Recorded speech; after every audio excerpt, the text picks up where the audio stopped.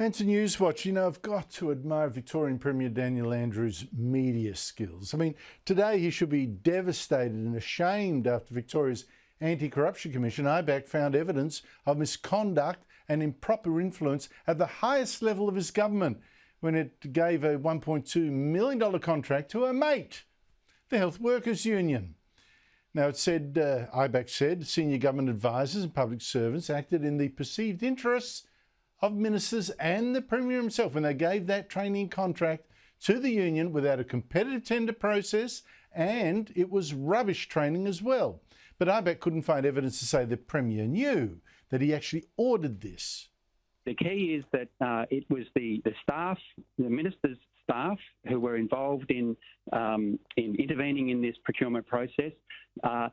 Our report explains that ministers are responsible for the actions of their staff, and so we go into detail about their level of knowledge of the staff's conduct.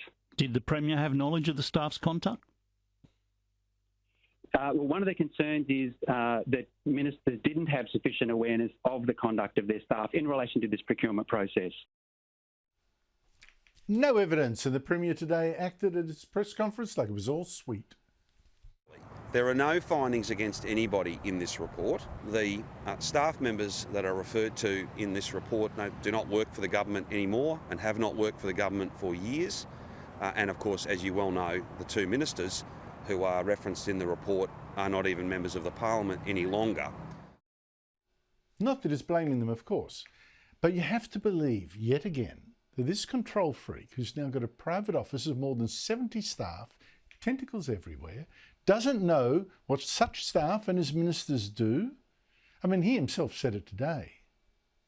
I don't believe that the report finds that staff are making decisions for ministers. Fish rots from the head, doesn't it? And yet again, though, I think his miscriticisms are going to bring him down. Victorians are getting exactly the rotten leadership they keep voting for.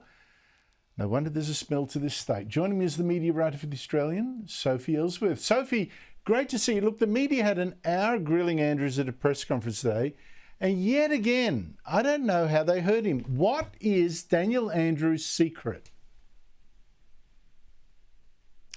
Well, Andrew, I did have to laugh when I was watching that press conference that he said this IBAC investigation was an educational report, which was just farcical. But what he's so clever at doing, Andrew, he gaslights the media. So you say something, you put a question to him, and then he's like, that's not what it said. That's not what the report said. That's not how I'd interpret it. And then you actually think you're going crazy. He's a master at this. He's a master of a press conference. And Andrew, I must say, throughout the pandemic, he had a largely compliant media press pack that went along with him. Combine that with absolutely pathetic and spineless opposition. It's any wonder Daniel Andrews gets away with all this stuff. Nothing ever sticks to him, and I can't see anything changing anytime soon, given how pathetic the Liberal opposition are.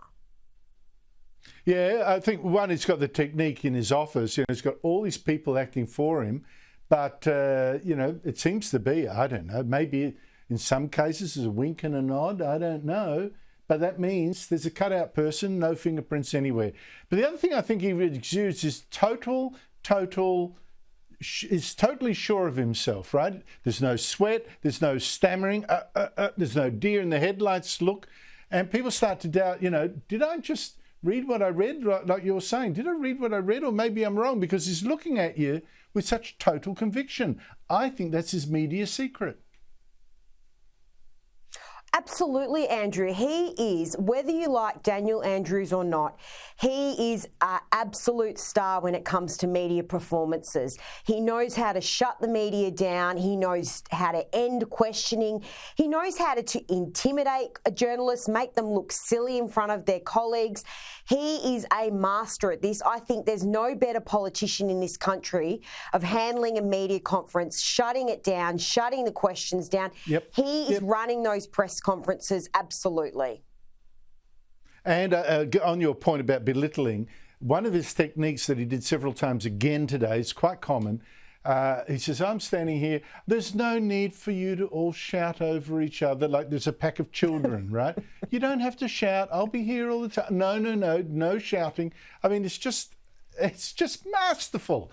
Now, I mentioned earlier the ABC's overwhelming bias, Sophie, and it's particularly bad. I mean, I'd actually call it manic bias whenever the topic is The Voice. Now, I want to give you the most outrageous example since the last outrageous example. Again, it's Patricia Karvelas, again on Radio National Breakfast, this time yesterday, heckling, interrupting, snapping at National's front bench at Barnaby Joyce, as she never does when she's interviewing supporters of The Voice. Have a listen to some of these highlights.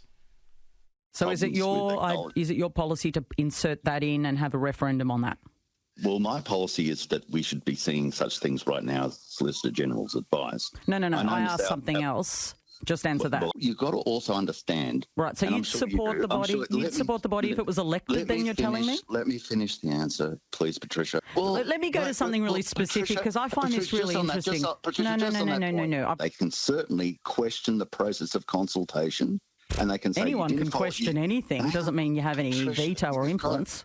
When you're talking to people from the no case, you've got to let them finish their answers, Patricia. You can't just, Well, it's you, Barnaby Joyce. Listening to that yesterday, I got more and more cross with the naked bias and the incivility. What was your take?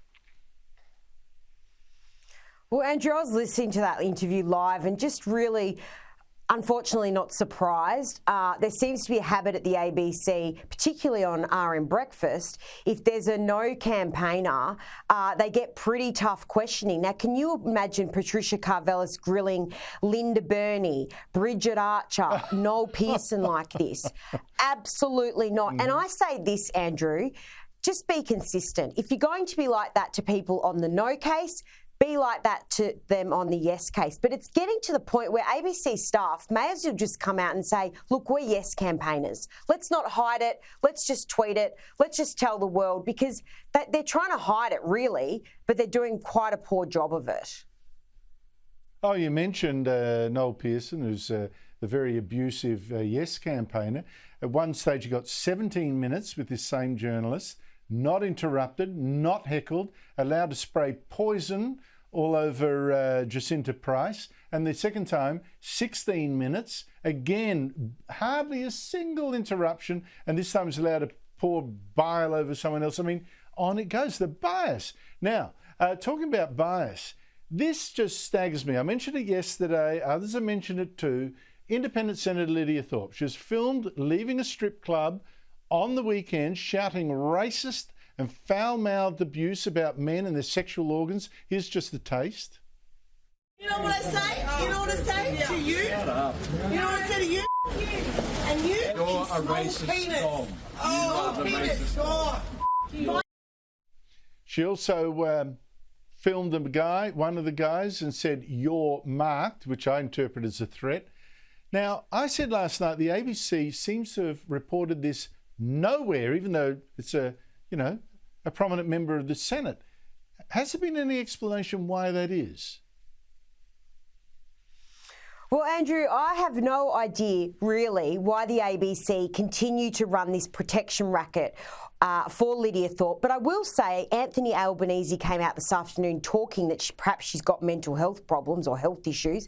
And they wrote a story about it. The ABC published their first story that I could find on Lydia Thorpe. So imagine if this was a Conservative woman. I think this would have had wall-to-wall coverage, but not with Lydia Thorpe. You're so right. Imagine if it was Tony Abbott. It'd be a national forum at the ABC. Sophie Elsworth, thank you so much for your time.